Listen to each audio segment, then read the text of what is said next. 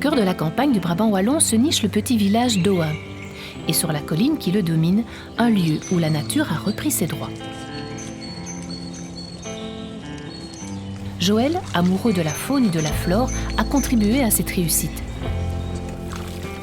On a commencé tout doucement, on mettait un peu d'herbe, un peu de fleurs, un peu d'arbustes, et c'est comme ça que ça a commencé. Le but aussi, c'est de planter ces fleurs, c'est que quand quelqu'un vient voir un proche, il prend une rose, il prend une petite fleur qu'il dépose sur la tombe de son proche, et voilà, on a gagné, on a tout gagné, quoi. Alors il n'y a pas que des fleurs. Il n'y a pas que des fleurs, non. On a des petites bestioles, on a des escargots qui reviennent, on fait des hôtels à insectes. D'ailleurs, avec l'été solidaire, ils créent des hôtels à insectes qu'on va disposer dans les cimetières pour attirer les abeilles solitaires, etc. Et ici, on est dans un cadre, on est dans le bois d'Ohain, où il y a des bestioles qui passent. Bon, il y a le chevreuil qui va d'un bois à l'autre, et donc c'est tout à fait agréable quand les gens viennent sur leurs proches, de voir un chevreuil qui détale devant soi, quoi.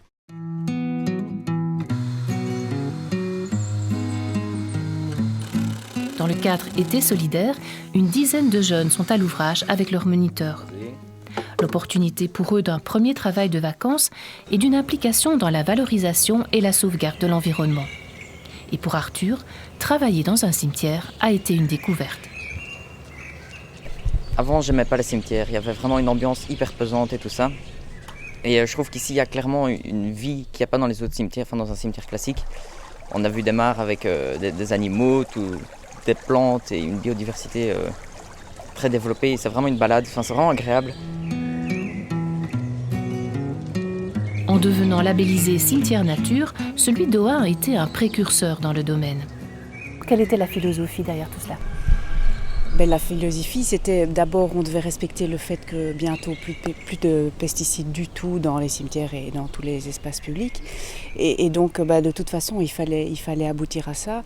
Mais c'est vrai que depuis très longtemps, on a envie de s'orienter vers des cimetières beaucoup plus verts, et on s'est rendu compte que ça pouvait faire partie du maillage écologique finalement de notre commune. On a très très peu d'espaces verts communaux, mais les cimetières sont des espaces verts communaux et sont maintenant considérés vraiment comme des parcs dans lesquels on peut aller se promener comme dans un parc public.